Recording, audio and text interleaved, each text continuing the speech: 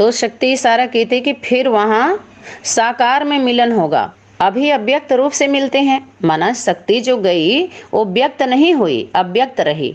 व्यक्त तो नहीं हुई ना। व्यक्त मिलन माना प्रत्यक्ष होना, अव्यक्त मिलन माने प्रत्यक्ष नहीं है। तो बात जब क्लियर ही नहीं हुआ तो उसको लेकर के आप आओगे।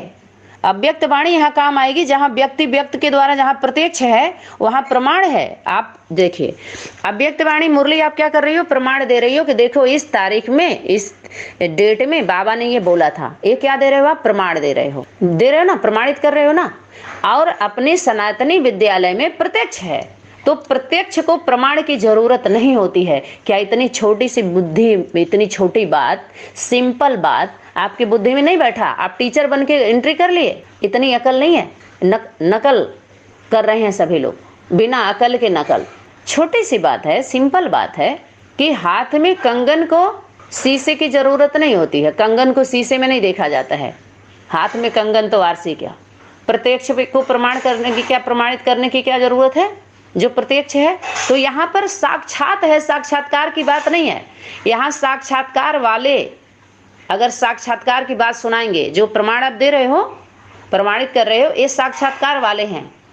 और शक्ति क्या कही थी, तुम बच्चों को साक्षात्कार आदि की कोई बात नहीं है यहाँ पर, वो भक्तों की बात है। भगत आत्माएं साक्षात्कार की बातें लेकर के वो यही काम करती हैं।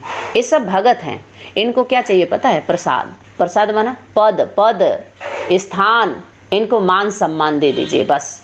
तो वो तो देने के लिए हम लोग तैयार हैं, उसी के लिए तो बुलाया जा रहा है। आप ले लो मान सम्मान, मान तो होगा ही। सम्मान नहीं दिया माने मान नहीं किया आपका। सम्मानित करने के लिए तो बुला रहे हैं कि देखें जो जिस योग्य है उसी तरह से नाप करोगे। कह तो रहे हैं कि जो बड़े होते हैं वो छोटा बड़ा उनका भाव नहीं रहता कि ये आगे बढ़ जाएंगे, इनको ये पद। हम लोग तो पद देने वाले हैं, सीट पे सेट का, हम सीट पे बैठने वाले का पाठ हम लोगों का है ही नहीं है ना। 8 का है, 8 तो देने वाले हैं, वो भी नहीं बैठते हैं। जो 8 हैं, 18 भी सीट पर नहीं बैठते हैं। याद रहे, आप सभी सीट दिलाने वाले हो, लेने वाले नहीं हो। आपको दिल तख्त है, वो तख्त नहीं है। आप किस पर हो? दिल तख्त पर बैठे हो। वो तख्त उनको देना है, उनको वही तख्त चाहिए जो लेके बैठे हैं ना। थोड़ा सा सेटिंग सही करना है, उनका सेट कर देना है। जो खटर पटर मचा रहे हैं आप लोग, जो 8-18 है ना, उनकी सीट नहीं है। सीट वो सीट पे बैठाने वाले हैं, और वो जन्म देने वाले हैं, लेने वाले नहीं है। वो बच्चे नहीं है, पूर्वज हैं वो, और ये सब बच्चे हैं। माने इस चीज को वो लोग। आप सभी अधिकारी हो, आपका अधिकार क्षेत्र है, लेकिन बिना सर्टिफिकेट लिए, बिना प्रमाणित किए आपको कोई स्वीकारेगा ही नहीं। बिना कोई कितना भी अच्छा चीज हो, अगर स्टैंप नहीं लगा रहता तो वैल्यू नहीं होती है। ये चीज त्रिमूर्ति का स्टैंप चाहिए। त्रिमूर्ति का स्टैंप जब तक नहीं लगेगा तब तक आपकी फाइल आगे नहीं जाएगी, ना कभी फाइनल हो सकता है। फाइनल मतलब ही नहीं उठता है। आपकी फाइल बनी रहेगी। फाइन देने वाली फाइल, आप फिर फाइन लगेगी उस पर। लंबे समय तक फाइल अगर रही, फाइनल नहीं हुआ तो फाइन लगेगी। धर्मराजपुरी में बोला था कि नहीं बोला था? तो धर्मराज का पार्ट कौन बजाएगा? जो धारणाओं में सबसे आगे होगा, 1 नंबर होगा, वही पार्ट बजा सकता, उसी के द्वारा बजेगा। ला इज ला, उसी के द्वारा। ला तो ला है, उसमें कितना भी आप चिल्लाओ। सुप्रीम कोर्ट में है ही गीता रखी गई है, जड़ गीता, उसी पर हाथ रखवा करके कसम खिलवाते हैं। तो ईश्वरीय गवर्नमेंट में सुप्रीम कोर्ट में गीता नहीं बैठेगी, ये गुरु लोग बैठेंगे, पुरुष गुरु लोग बैठेंगे, बच्चे बैठेंगे फैसला सुनाने। जो फैले हैं, फेल होने वाले, वो फैसला सुनाएंगे, उनके द्वारा फैसला होगा। इनका हुआ किसी का? ये फेल होने वाले हैं सारे। तो ये कौन है? बच्चे हैं।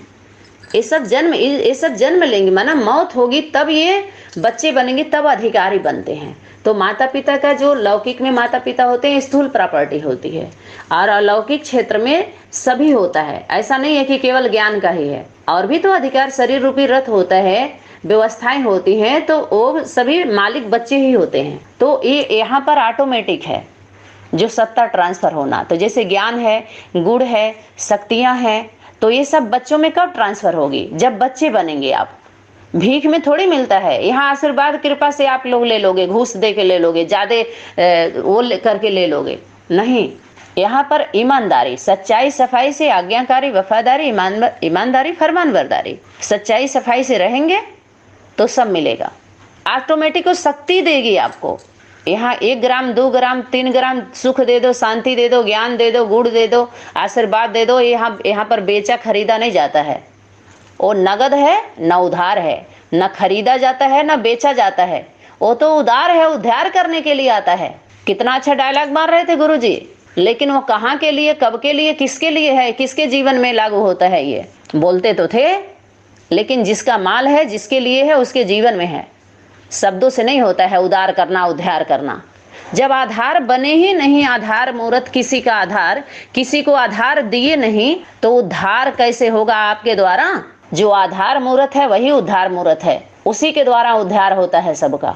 तो आप आधार बनिए, उद्धार करना है तभी तो शक्तियां आधार लेंगी, कोई का आधार तो बनना पड़ेगा ना। जो ऊपर होता है उसके लिए आप आधार मूर्त हैं, वो आपका आधार लिया है, तो आपका उद्धार होना ही होना है, और आपके नीचे जो फॉलो करने वाले उनका भी होगा। जो आपके नीचे है वो आपका आधार है, आपके द्वारा उसका उद्धार होना है। ऐसे ये चेन है, इस चेन को भी समझिए।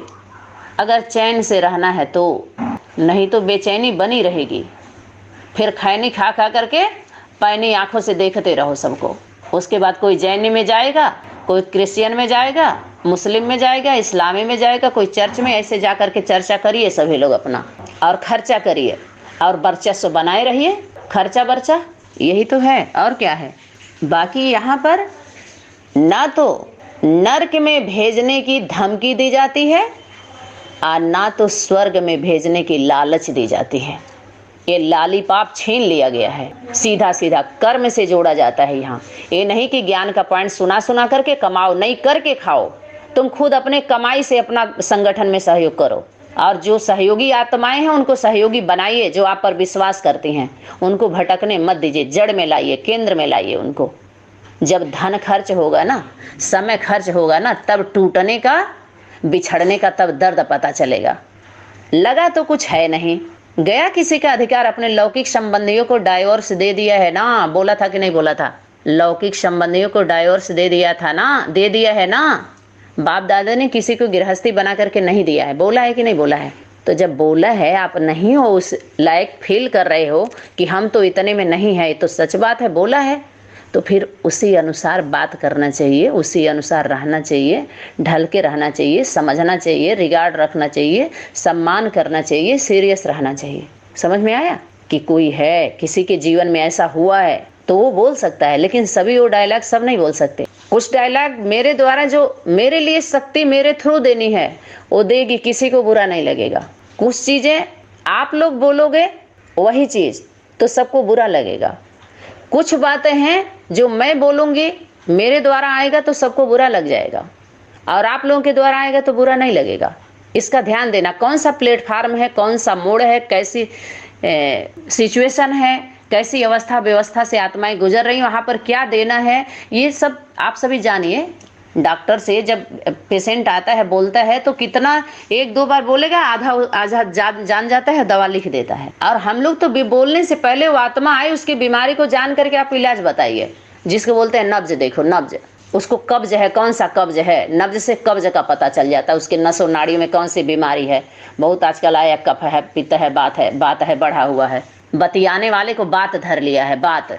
आज जो सिर्फ पिता पिता पिता पिता बोल रहे हैं, माँ को खा गए, उनको पित्त की बीमारी लगी हुई है। अब कफ की बीमारी किसको लगी हुई है? कफ की बीमारी, उनको कफन देना है। जो मन वचन कर्म में एक नहीं है, जो काफिला निकालने की बात करते हैं बिना कफन लिए, कफ वाले हैं सब। उनको कफन, मन वचन कर्म का कफन नहीं मिलेगा उनको दफनाया जाता है। देखते हैं ना, मुस्लिम धर्म में गाड़ दिया जाता है उनको सबसे ज़्यादा बीमारी लगी हुई है।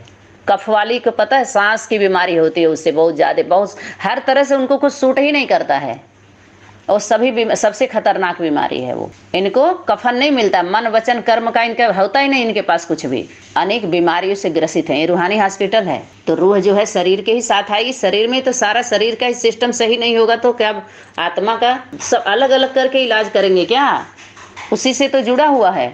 और सच्चाई सफाई सभी बीमारियों का कारण क्या है? पवित्रता, अर्थात सच्चे नहीं है लोग एक दो के साथ, इसीलिए भगदड़ भी मचा हुआ, सभी भाग रहे हैं, भगा भी रहे हैं। ठीक है, तो ये सब कौन है? बच्चे मरेंगे। नूरी रतन, नूर जो है, रत्नों की भी बात बार बार आई है। रतन यहाँ पर थोड़ा सा और देख लेंगे। वसीन, गीता पाठशाला खेलेंगे, गीता पाठशाला में आएंगे, मिलेंगे, बार बार आई। सतयुग, सतयुग किसे कहेंगे? युग माने समय होता है। जब सत्य का समय आता है, सत्य युग, युग माने कहते हैं सतयुग माना त्रेता का समय, द्वापर का, कलयुग का, सतयुग का। तो जहाँ समान विचारधारा का एक वर्ग है, परिवार है, उसमें से वो शुरुआत होती है।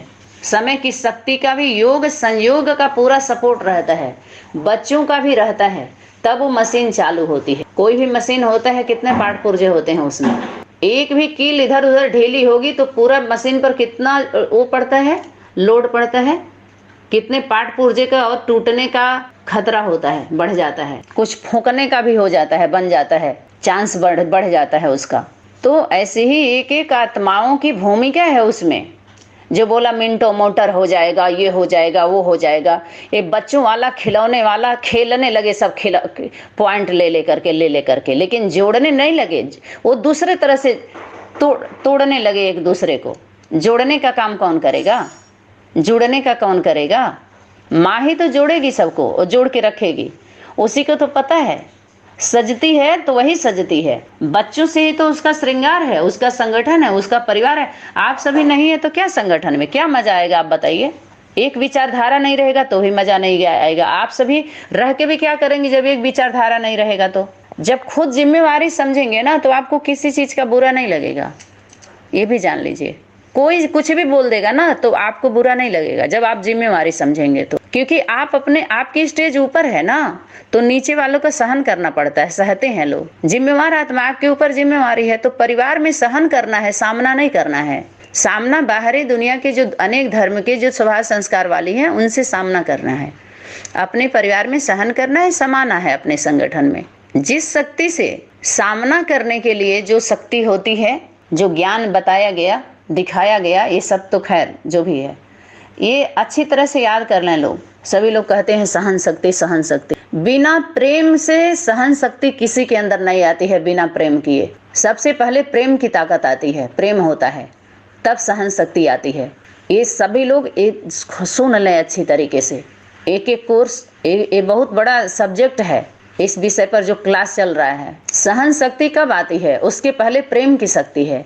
जब हमें किसी से प्रेम हो जाता है, शक्ति उदाहरण दी है कि जिससे हम प्रेम करते हैं उसके लिए हम कुछ भी करने के लिए तैयार हो जाते हैं। बोलते प्रेम कर, देख लीजिए, उसके लिए हमारा सब कुछ होता है।